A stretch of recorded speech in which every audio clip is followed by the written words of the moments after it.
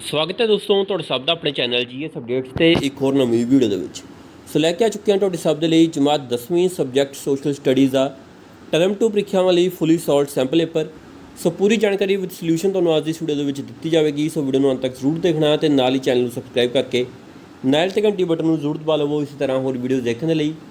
ਤੇ ਜਮਾਤ 10ਵੀਂ ਵਿਸ਼ਾ ਸੋਸ਼ਲ ਸਟੱਡੀਜ਼ ਦੇ ਸਾਰੇ ਇੰਪੋਰਟੈਂਟ ਕੁਐਸਚਨਸ ਅਤੇ ਪੂਰਾ ਮਟੀਰੀਅਲ ਸੋਲਵਡ ਸੈਂਪਲ ਪੇਪਰ ਅਤੇ ਸ਼ਾਂਤੀ ਗੈਸ ਪੇਪਰ ਲਈ मेरा Telegram channel GS updates PSCB join जरूर कर लवो।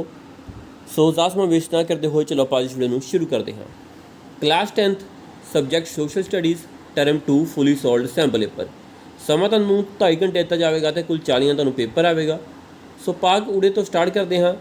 प्रश्न नंबर पहला है, हेठ लिखिया प्रश्नों के उत्तर एक शब्द जां एक वाक विच दिओ। हरेक प्रश्न 1 अंक का है। प्रश्न पहला, ਭਾਰਤ ਦਾ ਜਨਸੰਖਿਆ ਦੀ ਨਜ਼ਰ ਤੋਂ ਸੰਸਾਰ ਵਿੱਚ ਕੀ ਸਥਾਨ ਹੈ? ਉੱਤਰ, ਜਨਸੰਖਿਆ ਦੀ ਨਜ਼ਰ ਤੋਂ ਭਾਰਤ ਦਾ ਸੰਸਾਰ ਵਿੱਚ ਦੂਜਾ ਸਥਾਨ ਹੈ। ਇਸ ਹਿਸਾਬ ਨਾਲ ਪਹਿਲਾ ਸਥਾਨ ਚੀਨ ਨੂੰ ਪ੍ਰਾਪਤ ਹੈ। ਪ੍ਰਸ਼ਨ ਦੂਸਰਾ, ਲਿੰਗ ਅਨੁਪਾਤ ਤੋਂ ਤੁਹਾਡਾ ਕੀ ਭਾਵ ਹੈ? ਉੱਤਰ, ਲਿੰਗ ਅਨੁਪਾਤ ਦਾ ਭਾਰਤ ਵਿੱਚ ਮਤਲਬ 1000 ਆਦਮੀਆਂ ਪਿੱਛੇ ਔਰਤਾਂ ਦੀ ਕਿੰਨੀ ਸੰਖਿਆ ਹੈ ਤੋਂ ਲਿਆ ਜਾਂਦਾ ਹੈ। सो इस ਤੁਹਾਡਾ प्रश्न दूसरे का उत्तर। प्रश्न तीसरा, लघु उद्योग की एक समस्या लिखो। उत्तर, लघु उद्योगां नूं ਜਿਹੜੀਆਂ ਸਮੱਸਿਆਵਾਂ ਦਾ ਸਾਹਮਣਾ ਕਰਨਾ ਪੈ ਰਿਹਾ ਹੈ ਉਹ ਹਨ ਕੱਚੇ ਮਾਲ ਅਤੇ ਸ਼ਕਤੀ ਦੀ ਸਮੱਸਿਆ, ਵਿੱਤ ਦੀ ਸਮੱਸਿਆ, ਉਤਪਾਦਨ ਦੇ ਪੁਰਾਣੇ ਤਰੀਕੇ, ਵਿਕਰੀ ਸੰਬੰਧੀ ਕਠਿਨਾਈਆਂ ਅਤੇ ਵੱਡੇ ਉਦਯੋਗਾਂ ਨਾਲ ਪ੍ਰਤੀਯੋਗਤਾ। ਸੋ ਇਸ ਤੁਹਾਡਾ प्रश्न तीसरे का उत्तर।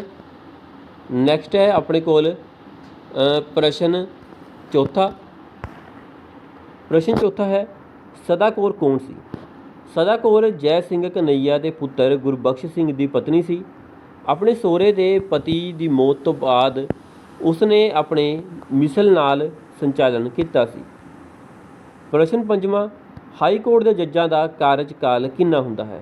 उत्तर, हाई कोर्ट के जज अपने अहुदे ते 62 साल की उम्र तक कारज कर सकते हैं।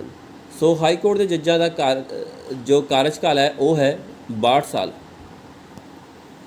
सो भाग गूड़ा तुहानूं 5 अंक का आएगा, 21 अंक का हरेक प्रश्न होगा तो 5 प्रश्न पूछे जाएंगे। हाँ जी, सो नैक्सट है अपने कोल भाग आड़ा। हेठ लिखे प्रश्नों के उत्तर 25 तो 30 शब्दों में दिओ। हर एक प्रश्न 2 अंक का है। प्रश्न पहला, जंगलों के मुख्य लाभ की हैं?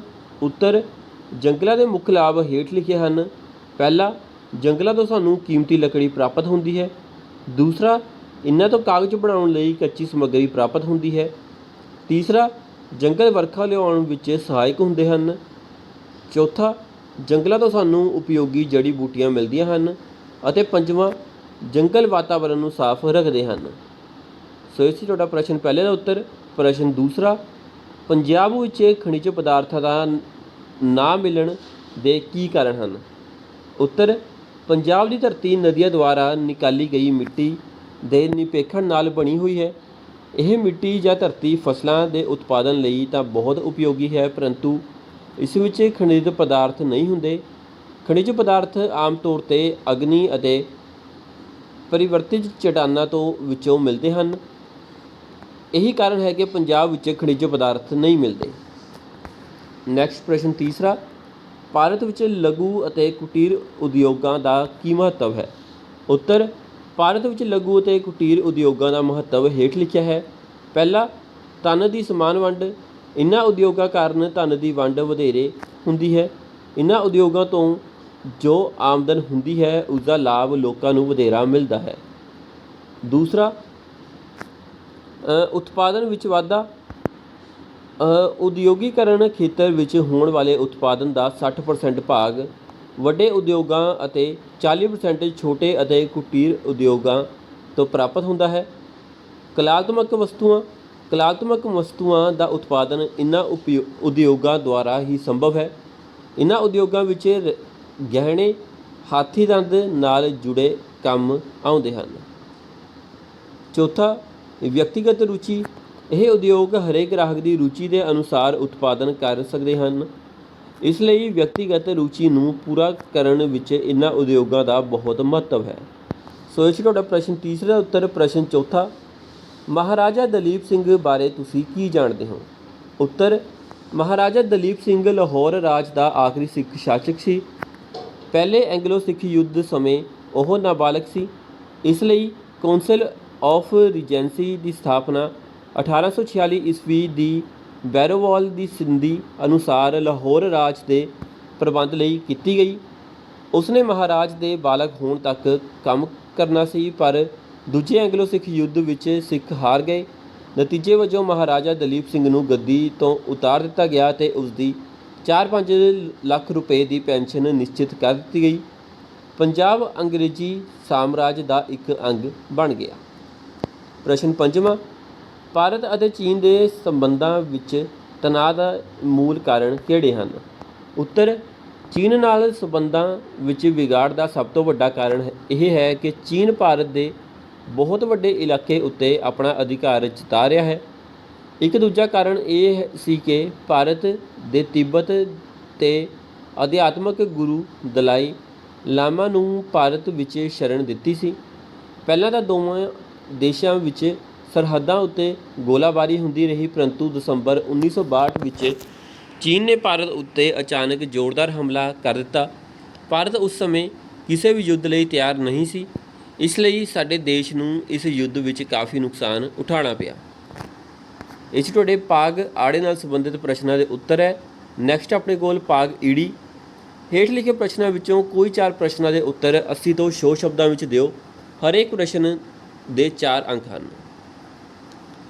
ਸੋ ਪ੍ਰਸ਼ਨ ਪਹਿਲਾ, ਕੁਦਰਤੀ ਬਨਸਪਤੀ ਦਾ ਦੇਸ਼ ਨੂੰ ਕੀ ਲਾਭ ਹੈ? ਉੱਤਰ, ਕੁਦਰਤੀ ਬਨਸਪਤੀ ਦੇ ਅਨੇਕਾਂ ਲਾਭ ਹਨ। ਇਸ ਤੋਂ ਅਸੀਂ ਸਿੱਧੇ ਅਤੇ ਅਸਿੱਧੇ ਲਾਭ ਪ੍ਰਾਪਤ ਕਰਦੇ ਹਾਂ। ਇਹਨਾਂ ਦਾ ਵਰਣਨ ਹੇਠਾਂ ਦਿੱਤੇ ਅਨੁਸਾਰ ਹੈ। ਪਹਿਲਾ ਹੈ ਸਿੱਧੇ ਲਾਭ। ਕੁਦਰਤੀ ਬਨਸਪਤੀ ਤੋਂ ਮਿਲਣ ਵਾਲੇ ਸਿੱਧੇ ਲਾਭ ਇਸ ਤਰ੍ਹਾਂ ਹਨ। ਪਹਿਲਾ, ਵਣਾਂ ਤੋਂ ਅਸੀਂ ਲੱਕੜ ਪ੍ਰਾਪਤ ਕਰਦੇ ਹਾਂ, ਜਿਨ੍ਹਾਂ ਦੀ ਵਰਤੋਂ ਫਰਨੀਚਰ, ਬਾਲਣ, ਕਾਗਜ਼, ਲੁਗਦੀ ਦੇ ਵਾਸਤੇ ਕੀਤੀ ਜਾਂਦੀ ਹੈ। ਦੂਸਰਾ, ਵਣਾਂ ਦੇ ਕੁਝ ਭਾਗਾਂ ਨੂੰ ਠੇਕੇ 'ਤੇ ਦੇ ਕੇ ਸਰਕਾਰ ਲਗਭਗ 1 ਅਰਬ 8 ਕਰੋੜ ਰੁਪਏ ਸਾਲਾਨਾ ਰਾਸ਼ਟਰੀ ਆਮਦਨ ਪ੍ਰਾਪਤ ਕਰਦੀ ਹੈ। ਤੀਸਰਾ, ਸਵਾਈ, ਬਾਬਰ ਅਤੇ ਐਲੀਫੈਂਟਾ ਘਾਹ ਤੋਂ ਕਾਗਜ਼ ਦੀ ਲੁਗਦੀ, ਲੈਮਨ ਘਾਹ ਤੋਂ ਅਰਕ, ਰੋਸ਼ਾ ਘਾਹ ਤੋਂ ਬਨਾਵਟੀ ਸੁਗੰਧੀਆਂ ਤਿਆਰ ਕੀਤੀਆਂ ਜਾਂਦੀਆਂ ਹਨ।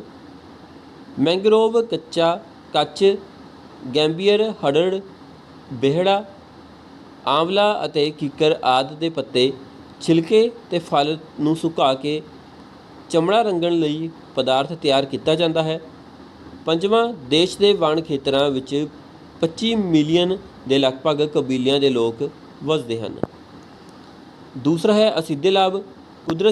ਕੁਦਰਤੀ ਬਨਸਪਤੀ ਤੋਂ ਮਿਲਣ ਵਾਲੇ ਅਸਿੱਧੇ ਲਾਭ ਇਸ ਤਰ੍ਹਾਂ ਹਨ। ਪਹਿਲਾ, ਸੰਘਣੀ ਬਨਸਪਤੀ ਵਾਲੇ ਖੇਤਰਾਂ ਵਿੱਚ ਪੱਤਿਆਂ ਦੁਆਰਾ ਵਾਸਪੀਕਰਨ ਹੋਣ ਕਰਕੇ ਨਮੀ ਦਾ ਮਾਤਰਾ ਵੱਧ ਜਾਂਦੀ ਹੈ। ਦੂਸਰਾ, ਸੰਘਣੇ ਵਣ ਗਰਮੀਆਂ ਵਿੱਚ ਤਾਪਮਾਨ ਨੂੰ ਜ਼ਿਆਦਾ ਵਧਣ ਤੋਂ ਰੋਕਦੇ ਹਨ। ਇਹ ਤਾਪਮਾਨ ਸਰਦੀਆਂ ਵਿੱਚ ਵਧਾ ਦਿੰਦੇ ਹਨ। ਤੀਸਰਾ, ਸੰਘਣੀ ਬਨਸਪਤੀ ਦੀਆਂ ਜੜ੍ਹਾਂ ਵਗਦੇ ਪਾਣੀ ਦੀ ਰਫ਼ਤਾਰ ਨੂੰ ਘੱਟ ਕਰਨ ਵਿੱਚ ਮਦਦ ਕਰਦੀਆਂ ਹਨ, ਇਸ ਕਾਰਨ ਭੂਮੀ ਕਟਾਅ ਨੂੰ ਰੋਕਦੀਆਂ ਹਨ। ਚੌਥਾ, ਬਨਸਪਤੀ ਦੀਆਂ ਸੁੱਕ ਤੇ ਗਿਰਨ ਵਾਲੀਆਂ ਪੱਤੀਆਂ ਜੀਵਾਂਸ਼ ਦੇ ਤੌਰ 'ਤੇ ਹਰੇ ਖਾਦ ਦੇ ਰੂਪ ਵਿੱਚ ਮਿਲਦੀਆਂ ਹਨ, ਜਿਸ ਦੇ ਸਿੱਟੇ ਵਜੋਂ ਮਿੱਟੀ ਦੀ ਉਪਜਾਊ ਸ਼ਕਤੀ ਨੂੰ ਵਧਾਉਂਦੀਆਂ ਹਨ। ਪੰਜਵਾਂ, ਸੰਘਣੇ ਵਣਾਂ ਤੋਂ ਕਾਗਜ਼, ਲਾਖ, ਮਾਚਿਸ, ਖੇਡਾਂ ਦਾ ਸਮਾਨ ਆਦਿ ਚੀਜ਼ਾਂ ਤਿਆਰ ਕੀਤੀਆਂ ਜਾਂਦੀਆਂ ਹਨ। ਛੇਵਾਂ, ਬਹੁਪਾਂਤ ਦੀ ਹਰੀ ਭਰੀ ਬਨਸਪਤੀ ਬਹੁਤ ਹੀ ਮਨਮੋਹਕ ਦ੍ਰਿਸ਼ ਪੇਸ਼ ਕਰਦੀ ਹੈ, ਜਿਸ ਤੋਂ ਉਤਸ਼ਾਹਿਤ ਹੋ ਕੇ ਲੋਕ ਸੰਘਣੇ ਵਣ ਖੇਤਰਾਂ ਵਿੱਚ ਯਾਤਰਾ, ਸ਼ਿਕਾਰ ਆਦਿ ਤੇ ਮਾਨਸਿਕ ਸ਼ਾਂਤੀ ਪ੍ਰਾਪਤ ਕਰਨ ਲਈ ਜਾਂਦੇ ਹਨ। ਪ੍ਰਸ਼ਨ ਦੂਸਰਾ, ਦੇਸ਼ ਵਿੱਚ ਉਦਯੋਗੀਕਰਨ ਵਿੱਚ ਊਰਜਾ ਦਾ ਕੀ ਮਹੱਤਵ ਹੈ? ਉੱਤਰ, ਕਿਸੇ ਵੀ ਦੇਸ਼ ਦੀ ਆਰਥਿਕ ਉੱਨਤੀ ਵਿੱਚ ਸ਼ਕਤੀ ਸਾਧਨਾਂ ਦਾ ਕਾਫੀ ਹੱਥ ਹੁੰਦਾ ਹੈ।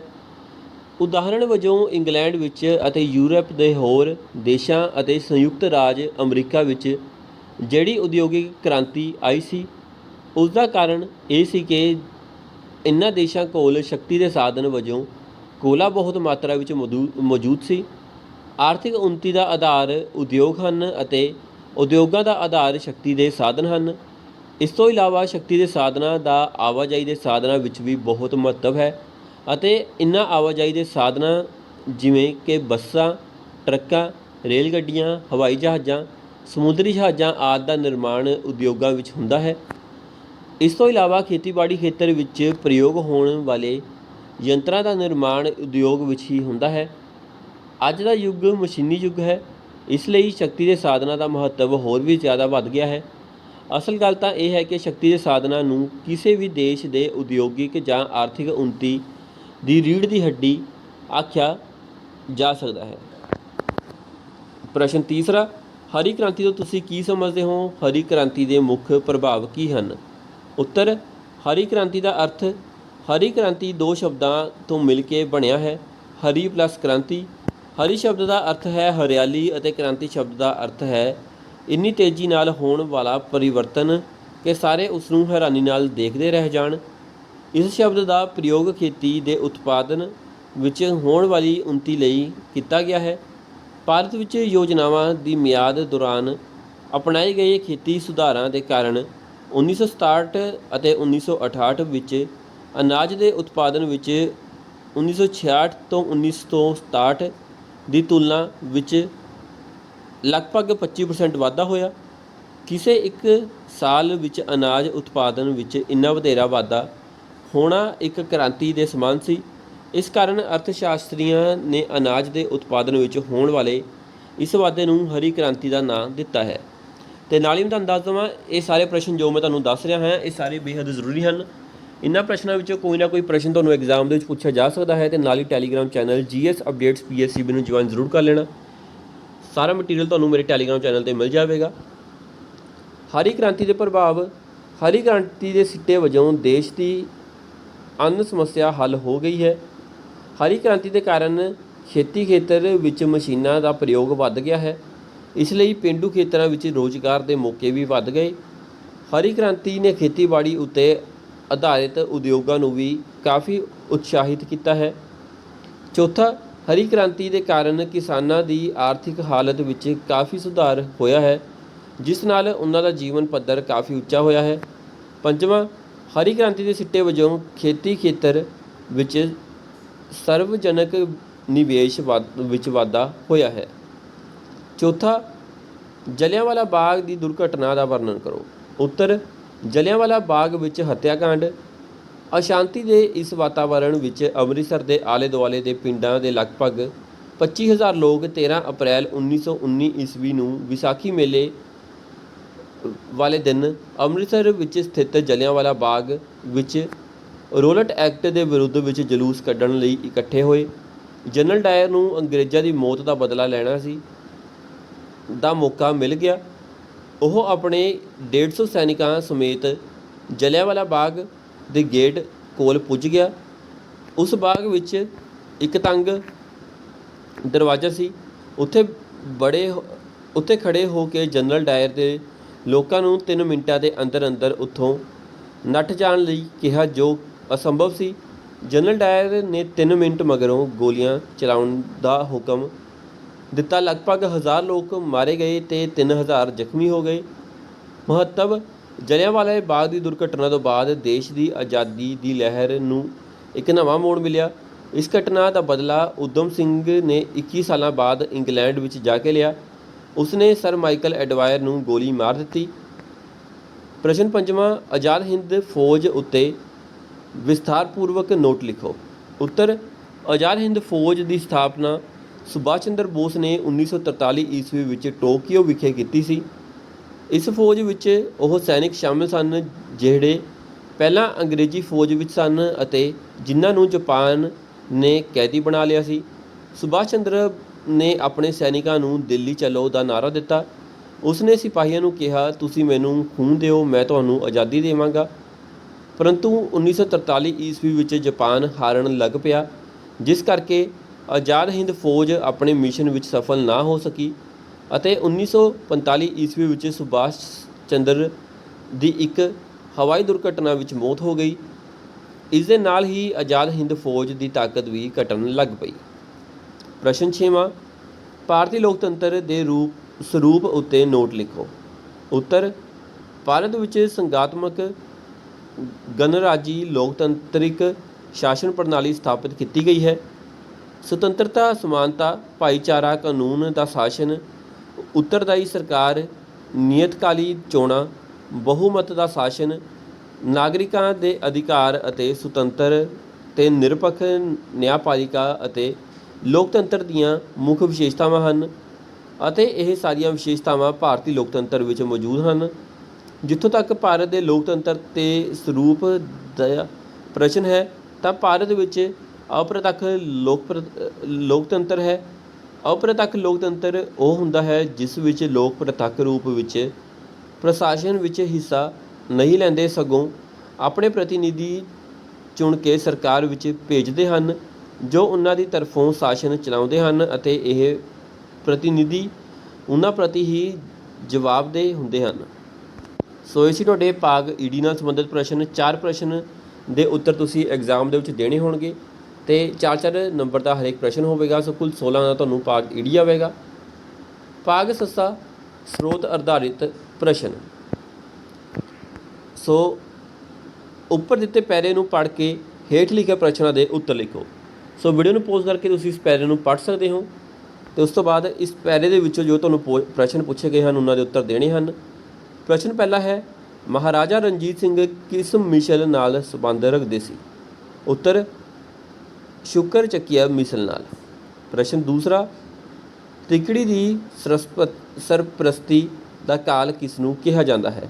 ਉੱਤਰ, 1792 ਈਸਵੀ ਤੋਂ 1797 ਈਸਵੀ ਤੱਕ, ਜਦ ਤੱਕ ਰਣਜੀਤ ਸਿੰਘ ਨਾਬਾਲਗ ਰਿਹਾ। ਸ਼ੁਕਰ ਚੱਕੀਆ ਮਿਸਲ ਦਾ ਰਾਜ ਪ੍ਰਬੰਧ ਰਾਜ ਕੌਰ, ਦੀਵਾਨ ਲਖਪਤ ਰਾਏ ਅਤੇ ਸਦਾ ਕੌਰ ਦੇ ਹੱਥ ਵਿੱਚ ਰਿਹਾ। ਇਸ ਲਈ ਇਸ ਕਾਲ ਨੂੰ ਤਿਗੜੀ ਦੀ ਸਰਪ੍ਰਸਤੀ ਦਾ ਕਾਲ ਵੀ ਕਿਹਾ ਜਾਂਦਾ ਹੈ। ਪ੍ਰਸ਼ਨ ਤੀਸਰਾ, ਰਾਜ ਕੌਰ ਕੌਣ ਸੀ? ਉੱਤਰ, ਰਾਜ ਕੌਰ ਮਹਾਰਾਜਾ ਰਣਜੀਤ ਸਿੰਘ ਦੀ ਮਾਤਾ ਸੀ। ਇਸ ਤੋਂ ਬਾਅਦ ਤੁਹਾਡੇ ਕੋਲ ਭਾਗ ਹਾਹਾ, ਭਾਰਤ ਦੇ ਨਕਸ਼ੇ ਵਿੱਚ ਕੋਈ 3 ਸਥਾਨ ਦਿਖਾਓ। ਸੋ ਪਹਿਲਾਂ ਤੁਹਾਨੂੰ ਚੋਇਸ ਦਿੱਤੀ ਗਈ ਹੈ, ਤੁਸੀਂ ਕੋਈ ਵੀ 3 ਸਥਾਨ ਨਕਸ਼ੇ ਦੇ ਉੱਪਰ ਮਾਰਕ ਕਰਨੇ ਹੋਣਗੇ। ਸੋ ਹੁਣ ਮੈਂ ਤੁਹਾਨੂੰ ਸਕਰੋਲ ਕਰਕੇ ਦਿਖਾ ਦੇਣਾ, ਤੁਸੀਂ ਇਸ ਨੂੰ ਨੋਟ ਵੀ ਕਰ ਸਕਦੇ ਹੋ ਅਤੇ ਨਾਲ ਹੀ ਸਕਰੀਨਸ਼ਾਟ ਲੈ ਕੇ ਰੱਖ ਸਕਦੇ ਹੋ। ਕੋਈ ਵੀ ਤੁਸੀਂ 3 ਸਥਾਨ ਜੋ ਨੇ ਨਕਸ਼ੇ ਦੇ ਉੱਪਰ ਦਿਖਾ ਸਕਦੇ ਹੋ। ਪੁਰਾਣੇ ਪੰਜਾਬ ਦੇ ਨਕਸ਼ੇ ਵਿੱਚ ਕੋਈ 3 ਸਥਾਨ ਦਿਖਾਓ। ਸੋ ਇਸ ਦੇ ਵਿੱਚ ਵੀ ਚੋਇਸ ਹੈ, ਤੁਸੀਂ ਕੋਈ ਵੀ 3 ਸਥਾਨ ਪੁਰਾਣੇ ਪੰਜਾਬ ਦੇ ਨਕਸ਼ੇ ਉੱਪਰ ਦਿਖਾ ਸਕਦੇ ਹੋ। ਸੋ ਇਸਦਾ ਵੀ ਤੁਸੀਂ ਸਕਰੀਨਸ਼ਾਟ ਲੈ ਸਕਦੇ ਹੋ ਅਤੇ ਨਾਲ ਹੀ ਨੋਟ ਵੀ ਕਰਕੇ ਰੱਖ ਸਕਦੇ ਹੋ। ਸੋ ਉਮੀਦ ਤੁਹਾਨੂੰ ਪੂਰੀ ਜਾਣਕਾਰੀ ਮਿਲ ਚੁੱਕੀ ਹੋਵੇਗੀ। ਇਹ ਸੀ ਤੁਹਾਡੇ ਸਭ ਲਈ ਫੁੱਲੀ ਸੋਲਡ ਜਮਾਤ 10ਵੀਂ ਸੋਸ਼ਲ ਸਟੱਡੀਜ਼ ਦਾ ਸੈਂਪਲ ਪੇਪਰ ਫੁੱਲੀ ਸੋਲਡ। ਸੋ ਇਸੇ ਤਰ੍ਹਾਂ ਹੋਰ ਵੀਡੀਓ ਦੇਖਣ ਲਈ ਚੈਨਲ ਨੂੰ ਸਬਸਕ੍ਰਾਈਬ ਜ਼ਰੂਰ ਕਰ ਲਵੋ ਅਤੇ ਨਾਲ ਹੀ Telegram channel GS updates PSCB ਨੂੰ ਜੁਆਇਨ ਜ਼ਰੂਰ ਕਰ ਲੈਣਾ। ਸੋ ਮਿਲਦੇ ਹਾਂ ਨੈਕਸਟ ਤੱਕ ਲਈ, ਬਾਏ ਬਾਏ, ਟਾਟਾ, ਧੰਨਵਾਦ।